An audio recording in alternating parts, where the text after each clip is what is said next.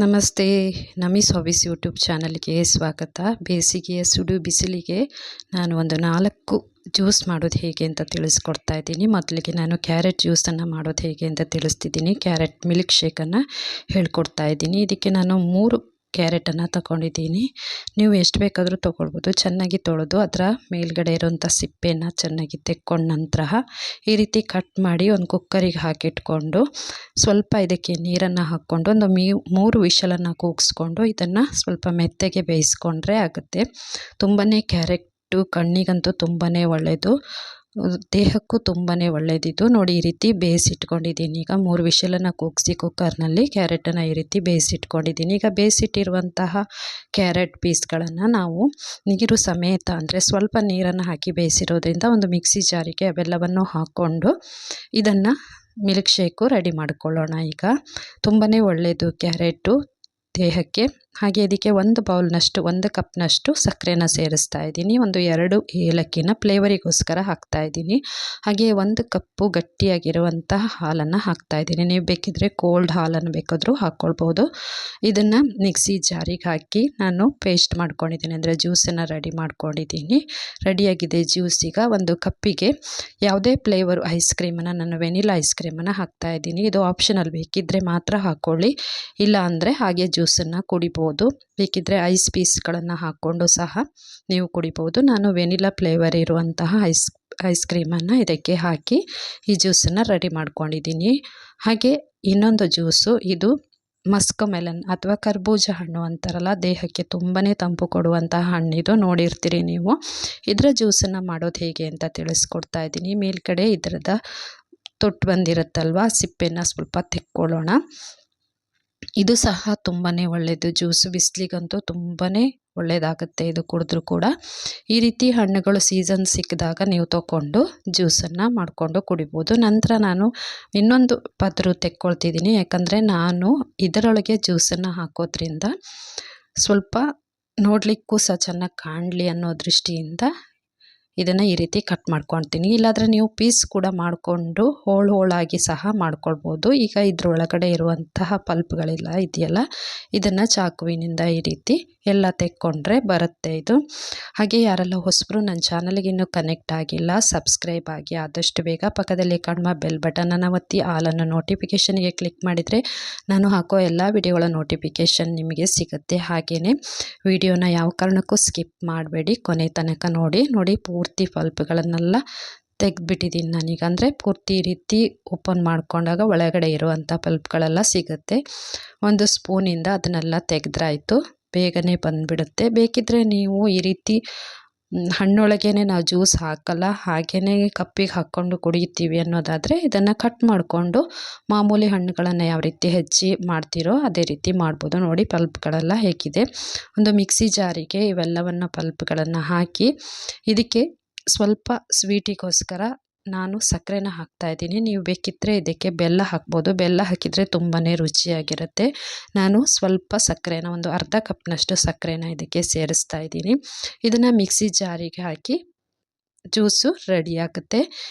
ಇದಕ್ಕೆ ಅಂದರೆ ಅದೇ ಮಸ್ಕ್ ಮೆಲನ್ ಹಣ್ಣೊಳಗೇ ನಾನು ಜ್ಯೂಸನ್ನು ಹಾಕ್ತಾಯಿದ್ದೀನಿ. ಬೇಕಿದ್ದರೆ ಇನ್ನೂ ಸ್ವಲ್ಪ ನಮಗೆ ಕೋಲ್ಡಾಗಿ ಬೇಕು, ತುಂಬಾ ಕೂಲಾಗಿರಬೇಕು ಅನ್ನೋದಾದರೆ ನೀವು ಕಪ್ಪಿಗೆ ಕೂಡ ಇದನ್ನು ಹಾಕ್ಕೊಳ್ಬೋದು, ಗ್ಲಾಸಲ್ಲೂ ಕೂಡ ಇದನ್ನು ಹಾಕ್ಕೊಂಡು ಕುಡಿಬೋದು. ಅದೇ ರೀತಿಯೇ ನಾನು ಮಾಡಿದ್ದೀನಿ. ಇದು ತಂಪಿನ ಬೀಜ ಅಥವಾ ಕಾಮಕಸ್ತೂರಿ ಬೀಜ ಅಂತಾರಲ್ಲ, ಅದನ್ನು ಸ್ವಲ್ಪ 1 ಸ್ಪೂನಷ್ಟು ಹಾಕ್ಕೊಂಡು ಸ್ವಲ್ಪ ನೀರು ಹಾಕಿ ನೆನೆಸಿಟ್ಕೊಂಡ್ರಾಯ್ತು. ಒಂದು 10 ನಿಮಿಷದಲ್ಲಿ ಇದು ನೆನೆಯುತ್ತೆ. 10 ನಿಮಿಷದಲ್ಲಿ ಬೇಗನೆ ನೆಂದು ಬಿಡುತ್ತೆ ಇದು ಕೂಡ ದೇಹಕ್ಕೆ ತುಂಬಾ ತಂಪು. ಇದರ ಜ್ಯೂಸ್ಗಳನ್ನು ನಾನು ಹಾಕಿದ್ದೀನಿ, ಜ್ಯೂಸ್ ರೆಸಿಪಿಯಲ್ಲಿ ನೋಡಿ ಸಿಗುತ್ತೆ. ಇದು ಕೂಡ ನಿಮಗೆ ಬೇಕಿದ್ದರೆ ಡಿಸ್ಕ್ರಿಪ್ಷನಲ್ಲಿ ಎಲ್ಲ ಜ್ಯೂಸಿನ ಇದನ್ನು ಹಾಕಿರ್ತೀನಿ. ಒಂದು ಗ್ಲಾಸಿಗೆ ಸ್ವಲ್ಪ ಐಸ್ ಕ್ಯೂಬು, ನಂತರ ನಾವು ಮಸ್ಕ್ ಮೆಲನ್ನ ಪೀಸ್ಗಳನ್ನು ಕೂಡ ಇದಕ್ಕೆ ಹಾಕ್ಕೊಳ್ಬೋದು.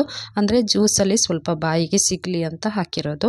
ಪೀಸ್ಗಳನ್ನು ಸ್ವಲ್ಪ 1 ಸ್ಪೂನಷ್ಟು ಹಾಕಿ, ನಂತರ ಈಗ ತಂಪಿನ ಬೀಜ ಅಥವಾ ಕಾಮಕಸ್ತೂರಿ ಬೀಜ ಅಂತ ಹೇಳ್ತೀವಲ್ಲ, ಅದನ್ನು ನೆನೆಸಿಟ್ಕೊಂಡಿದ್ವಲ್ಲ, ಅದನ್ನು ಒಂದು 2 ಸ್ಪೂನಷ್ಟು ಹಾಕಿದ ನಂತರ ಈಗ ಮಸ್ಕ್ ಮೆಲನ್ ಜ್ಯೂಸನ್ನು ಇದಕ್ಕೆ ಹಾಕ್ಕೊಂಡು ಬೇಕಿದ್ದರೆ ಮತ್ತೆ ಐಸ್ ಕ್ಯೂಬ್ಗಳನ್ನು ಬೇಕಾದರೂ ಹಾಕ್ಕೊಂಡು ಕುಡಿಬೋದು. ಸ್ವಲ್ಪ ಚಿಲ್ಡಾಗಿ ಇರುತ್ತೆ. ಈ ರೀತಿ ಇನ್ನೊಂದು ಜ್ಯೂಸ್ ರೆಡಿ ಆಯಿತು. ಹಾಗೆ ಮತ್ತೊಂದು ಜ್ಯೂಸು, ಇದು ಕೂಡ ಓರಿಯೋ ಬಿಸ್ಕೆಟಿನಿಂದ ಮಿಲ್ಕ್ ಶೇಕ್ ಮಾಡೋದು ಹೇಗೆ ಅಂತ ತಿಳಿಸ್ಕೊಡ್ತೀನಿ. ಮಕ್ಕಳಿಗಂತೂ ತುಂಬಾ ಇಷ್ಟ ಈ ರೀತಿ ಮಿಲ್ಕ್ ಶೇಕ್ಗಳೆಲ್ಲ. ಓರಿಯೋ ಬಿಸ್ಕೆಟನ್ನು ತೊಗೊಂಡಿದ್ದೀನಿ ನಾನು. 1 ಪ್ಯಾಕೆಟ್ ಅಥವಾ 2 ಪ್ಯಾಕೆಟಲ್ಲಿ ಒಂದು 7ರಿಂದ 8 ಬಿಸ್ಕೆಟ್ಗಳನ್ನು ಈ ರೀತಿ ಕಟ್ ಮಾಡಿ ಒಂದು ಮಿಕ್ಸಿ ಜಾರಿಗೆ ಹಾಕ್ಕೊಳ್ತಾ ಇದ್ದೀನಿ. ಇದು ಕೂಡ ಮಕ್ಕಳಿಗೆ ತುಂಬ ಇಷ್ಟ ಆಗುತ್ತೆ ಈ ರೀತಿ ಮಿಲ್ಕ್ ಶೇಕ್ಗಳು. ಈಗಂತೂ ರಜೆ ಬಂದಿರೋದ್ರಿಂದ ಮಕ್ಕಳಿಗೆ ನೀವು ರೀತಿ ಮಾಡ್ಕೊಡ್ಬೋದು. ಹಾಗೆ ನಾನು ಸ್ವಲ್ಪ ಕ್ಯಾಡ್ಬರೀಸ್ ಚಾಕ್ಲೇಟ್ ಪೀಸ್ಗಳನ್ನು ಇದಕ್ಕೆ ಹಾಕ್ಕೊಂಡಿದ್ದೀನಿ.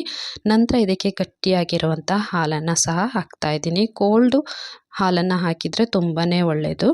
ನಂತರ ಇದು ಬಿಸ್ಕೆಟು ಸಿಹಿ ಇರೋದ್ರಿಂದ ಸ್ವಲ್ಪ 1 ಸ್ಪೂನಷ್ಟು ಸಕ್ಕರೆಯನ್ನು ಹಾಕಿ ಸ್ವಲ್ಪ ಐಸ್ ಕ್ಯೂಬನ್ನು ಹಾಕಿದ್ದೀನಿ. ಇನ್ನೂ ಸ್ವಲ್ಪ ತಿಕ್ಕಾಗಿ ಬರಲಿ ಅಂತ ನಾನು ವೆನಿಲಾ ಮತ್ತು ಚಾಕ್ಲೇಟ್ ಮಿಕ್ಸ್ ಇರುವಂಥ ಐಸ್ ಕ್ರೀಮನ್ನು ಒಂದು 2 ಸ್ಪೂನಷ್ಟು ಇದಕ್ಕೆ ಹಾಕಿದ್ದೀನಿ. ಇದನ್ನು ಮಿಕ್ಸಿ ಜಾರಿಗೆ ಹಾಕಿ ಜ್ಯೂಸು ರೆಡಿಯಾಗಿದೆ. 1 ಕಪ್ಪಿಗೆ ಇದನ್ನು ಸರ್ವ್ ಮಾಡಿದರೆ ಆಯಿತು. ಓರಿಯೋ ಮಿಲ್ಕ್ ಶೇಕು ರೆಡಿಯಾಗಿದೆ. ಇದರ ಮೇಲ್ಗಡೆ ಬೇಕಿದ್ದರೆ ಬಿಸ್ಕೆಟ್ನ ಪೀಸ್ಗಳನ್ನು ಹಾಕಿ ಮಕ್ಕಳಿಗೆ ಕೊಡ್ಬೋದು. ಮಕ್ಕಳಿಗಂತೂ ತುಂಬಾ ಖುಷಿಯಾಗುತ್ತೆ ಈ ರೀತಿ ಮಾಡಿಕೊಟ್ರೆ. ಈ ರೀತಿ ಜ್ಯೂಸ್ಗಳನ್ನು ನೀವು ಬೇಸಿಗೆ ದಿನದಲ್ಲಿ ಈ ರೀತಿ ಜ್ಯೂಸ್ಗಳನ್ನು ಮಾಡಿ ಕುಡೀರಿ. ದೇಹಕ್ಕೂ ತಂಪು, ತುಂಬಾ ಕುಡಿಲಿಕ್ಕೂ ಸಹ ತುಂಬಾ ಖುಷಿಯಾಗಿರುತ್ತೆ. ಓರಿಯೋ ಮಿಲ್ಕ್ ಶೇಕ್ ರೆಡಿ ಆಯಿತು. ಹಾಗೆ ನಾನು ಸಾಬುದಾನ ಅಥವಾ ಸಬ್ಬಕ್ಕಿ ಅಂತೀವಲ್ಲ, ಅದರದ್ದು ಮಿಲ್ಕ್ ಶೇಕ್ ಮಾಡೋದು ಹೇಗೆ ಅಂತ ತಿಳಿಸ್ಕೊಡ್ತೀನಿ. ಒಂದು ಬೌಲಲ್ಲಿ ಒಂದು ಅರ್ಧ ಬೌಲಷ್ಟು ನಾನು ಸಬ್ಬಕ್ಕಿನ ತಗೊಂಡಿದ್ದೀನಿ. ಸಾಬುದಾನಿ ಅಥವಾ ಸಬ್ಬಕ್ಕಿ ಅಂತಾರಲ್ಲ ಅದನ್ನು ತಗೊಂಡಿದ್ದೀನಿ. ಇದನ್ನು ಸ್ವಲ್ಪ ಬೇಯಿಸ್ಕೊಳ್ಳೋಣ. ಗ್ಯಾಸ್ ಹಚ್ಚಿ ಗ್ಯಾಸ್ ಮೇಲೆ ಒಂದು ಸಣ್ಣ ಪಾತ್ರೆನ ಇಟ್ಕೊಂಡು ಅದಕ್ಕೆ ಸ್ವಲ್ಪ ನೀರನ್ನು ಹಾಕ್ಕೊಂಡಿದ್ದೀನಿ. ನೀರು ಹಾಕಿದ ನಂತರ ಈ ಸಬ್ಬಕ್ಕಿನ ಒಂದು 10 ನಿಮಿಷಗಳ ಕಾಲ ಬೇಯಿಸ್ಕೊಂಡ್ರೆ ಸಾಕಾಗುತ್ತೆ. ಇದು ಕೂಡ ದೇಹಕ್ಕೆ ತುಂಬಾ ತಂಪು. ನಾನು ಈ ಹಿಂದೆ ಸಬ್ಬಕ್ಕಿ ಸಾಬುದಾನಿಯ ಮಸಾಲ ವಡೆ ಮಾಡೋದು ಹೇಗೆ ಅನ್ನೋ ರೆಸಿಪಿ ಕೂಡ ಹಾಕಿದ್ದೀನಿ ನಾನು. ಸಬ್ಬಕ್ಕಿ ಸಹ ತುಂಬಾ ದೇಹಕ್ಕೆ ತಂಪನ್ನು ಕೊಡುತ್ತೆ. ಇದನ್ನು ಈ ರೀತಿ ಬೇಯಿಸ್ಕೊಂಡ್ರಾಗುತ್ತೆ. ಒಂದು 10 ನಿಮಿಷದಲ್ಲಿ ಬೇಯುತ್ತೆ. ಬೆಂದ ನಂತರ ನಾನು ಈ ರೀತಿ ಟೀ ಸೋಸೋದ್ರಲ್ಲಿ ಫಿಲ್ಟ್ರಲ್ಲಿ ಸೋಸಿಟ್ಕೊಂಡಿದ್ದೀನಿ. ಬೆಂದಿರುವಂಥ ಸಬ್ಬಕ್ಕಿನ ಈ ರೀತಿ ಸೋಸಿಟ್ಕೊಂಡ್ರೆ ಆಯಿತು. ಅದರ ಸಿರಪ್ ಕೂಡ ಬೇಕಾದರೆ ಇದಕ್ಕೆ ಹಾಕ್ಕೊಳ್ಬೋದು, ಮಿಲ್ಕ್ ಶೇಕಿಗೆ ಹಾಕ್ಕೋಬೋದು. ತುಂಬಾ ರುಚಿ ಕೂಡ ಇರುತ್ತೆ. ನಂತರ ಒಂದು ಪಾತ್ರೆಯನ್ನು ಗ್ಯಾಸ್ ಮೇಲಿಟ್ಟು ಗ್ಯಾಸ್ ಹಚ್ಚಿ 2 ಕಪ್ನಷ್ಟು ಗಟ್ಟಿಯಾಗಿರುವಂಥ ಹಾಲನ್ನು ಸೇರಿಸ್ತಾ ಇದ್ದೀನಿ. ಹಾಲನ್ನು ಈಗ ಬಿಸಿ ಮಾಡ್ಕೊಳ್ಳೋಣ. ಒಂದು 2 ಕಪ್ನಷ್ಟು ಹಾಲನ್ನು ಇದಕ್ಕೆ ಸೇರಿಸಿದ ನಂತರ ನಾನು 1 ಕಪ್ನಷ್ಟು ಇದಕ್ಕೆ ಸಕ್ಕರೆಯನ್ನು ಸೇರಿಸ್ತಾ ಇದ್ದೀನಿ. 1 ಕಪ್ಪು ಸಕ್ಕರೆನ ಇದಕ್ಕೆ ಹಾಕ್ಕೊಳ್ಳೋಣ. ಇದು ಹಾಕಿದ ನಂತರ ಚೆನ್ನಾಗಿ ಕುದಿಸ್ಕೊಂಡ್ರೆ ಆಯಿತು. ಒಂದ್ಸರಿ ಚೆನ್ನಾಗಿ ಸ್ಪೂನಲ್ಲಿ ಇದನ್ನು ಮಿಕ್ಸ್ ಮಾಡಿಕೊಂಡು ಸಕ್ಕರೆ ಕರಗೋ ತನಕ ಸ್ವಲ್ಪ ಮಿಕ್ಸ್ ಮಾಡ್ಕೊಳ್ಳಿ ಇದನ್ನು. ಹಾಗೆ ಈ ಜ್ಯೂಸು ಕೂಡ ತುಂಬಾ ತಂಪಾಗಿರುತ್ತೆ. ನಾವು ಸಬ್ಬಕ್ಕಿ ಸಾಬುದಾನ ಪಾಯಸ ಕೀರು ಎಲ್ಲ ಮಾಡ್ತೀವಲ್ಲ ನೋಡಿ, ಇದು ಈಗ ಹಾಲು ಸ್ವಲ್ಪ ಬಿಸಿಯಾದ ನಂತರ ಒಂದು 2 ಸ್ಪೂನಷ್ಟು ಹಾಲಿನ ಪುಡಿ ಮಿಲ್ಕ್ ಪೌಡರ್ನ ನಾನು ಸೇರಿಸ್ತಾ ಇದ್ದೀನಿ. ಮಿಲ್ಕ್ ಪೌಡರ್ ಹಾಕೋದ್ರಿಂದ ಸ್ವಲ್ಪ ತಿಕ್ಕಾಗಿ ಬರುತ್ತೆ ಅಂತ ಹಾಕ್ತಾ ಇದ್ದೀನಿ. ಇದನ್ನು ಚೆನ್ನಾಗಿ ಗಂಟಿಲ್ಲದಾಗೆ ಮಿಕ್ಸ್ ಮಾಡ್ಕೊಳ್ತಾ ಬನ್ನಿ ಸ್ಪೂನಲ್ಲಿ. ಇದು ಚೆನ್ನಾಗಿ ಕಾದ ನಂತರ ಇದನ್ನು ಕೂಲ್ ಆಗಲಿಕ್ಕೆ ಬಿಡಬೇಕು. ಫುಲ್ಲು ಕೂಲ್ ಆದ ನಂತರ ನಾವು ಇದನ್ನು ಗ್ಲಾಸಿಗೆ ಹಾಕಿ ಸರ್ವ್ ಮಾಡಬೇಕಾಗತ್ತೆ. ನೀವು ಇದನ್ನು ಫ್ರಿಜ್ಜಲ್ಲಿ ಇಟ್ಟು ಕೂಡ 1-2 ಗಂಟೆ ಬಿಟ್ಟು ನಂತರ ಬೇಕಾದರೂ ಇದನ್ನು ಕಪ್ಪಿಗೆ ಹಾಕ್ಬೋದು. ಈಗ ಗ್ಯಾಸನ್ನು ಆಫ್ ಮಾಡ್ತೀನಿ ನಾನು. ಗ್ಯಾಸ್ ಆಫ್ ಮಾಡಿ ಕೂಲ್ ಆಗಲಿಕ್ಕೆ ಬಿಟ್ಟಿದ್ದೆ. ಕೂಲ್ ಆದ ನಂತರ 1 ಕಪ್ಪಿಗೆ ನಾವು ಸಾಬುದಾನ ಅಥವಾ ಸಬ್ಬಕ್ಕಿನ ಬೇಯಿಸಿಟ್ಕೊಂಡಿದ್ವಲ್ಲ ಅದನ್ನು, ಹಾಗೆ ಸ್ವಲ್ಪ ಕಾಮಕಸ್ತೂರಿ ಅಥವಾ ತಂಪಿನ ಬೀಜ ಅಂತ ಹೇಳಿದ್ವಲ್ಲ ಅದನ್ನು ಕೂಡ ನೆನೆಸಿಟ್ಕೊಂಡು ಅದನ್ನು ಹಾಕಿದ್ದೀನಿ. ಹಾಗೆ ಸ್ವಲ್ಪ ದಾಳಿಂಬೆ, ಬಾಳೆಹಣ್ಣು, ನೀವು ಬೇಕಾದರೆ ಆ್ಯಪಲ್ಲು, ಆರೆಂಜು, ಗ್ರೇಪ್ಸು ಯಾವ ಹಣ್ಣನ್ನು ಕೂಡ ಕಟ್ ಮಾಡಿ ಈ ರೀತಿ ಹಾಕ್ಕೊಳ್ಬೋದು. ಲೇಯರ್ ಆಗಿ ಹಾಕ್ಕೊಂಡ ನಂತರ ಅದರ ಮೇಲೆ ನಾವು ಕೂಲ್ ಆಗಲಿಕ್ಕೆ ಬಿಟ್ಟಿರುವಂತಹ ಹಾಲಿದೆಯಲ್ವ ಅದನ್ನು ಇದಕ್ಕೆ ಹಾಕಿದ್ರಾಯಿತು. ಸಾಬುದಾನಿಯ ಮಿಲ್ಕ್ ಶೇಕು ರೆಡಿಯಾಗುತ್ತೆ. ನೋಡಲಿಕ್ಕೂ ಸಹ ಕಲರ್ ಆಗಿ ಎಷ್ಟೊಂದು ಚೆನ್ನಾಗಿ ಕಾಣ್ತಾ ಇದೆ. ಈ ಎಲ್ಲ ಜ್ಯೂಸನ್ನು ನೀವು ಮಾಡ್ತೀರಿ ಅಂತ ಅಂದ್ಕೊಂಡಿದ್ದೀನಿ. ಎಲ್ಲ ಜ್ಯೂಸಿಗೂ ನಿಮ್ಗೆ ಇಷ್ಟ ಆಗುತ್ತೆ ಅಂತ ಅಂದ್ಕೊಂಡಿದ್ದೀನಿ. ಪ್ರತಿಯೊಂದು ಜ್ಯೂಸನ್ನು ಮಾಡಿ ಲೈಕ್ ಮಾಡಿ, ಆದಷ್ಟು ಶೇರ್ ಮಾಡಿ, ಹಾಗೆ ಕಮೆಂಟ್ ಮಾಡಿ. Thank you.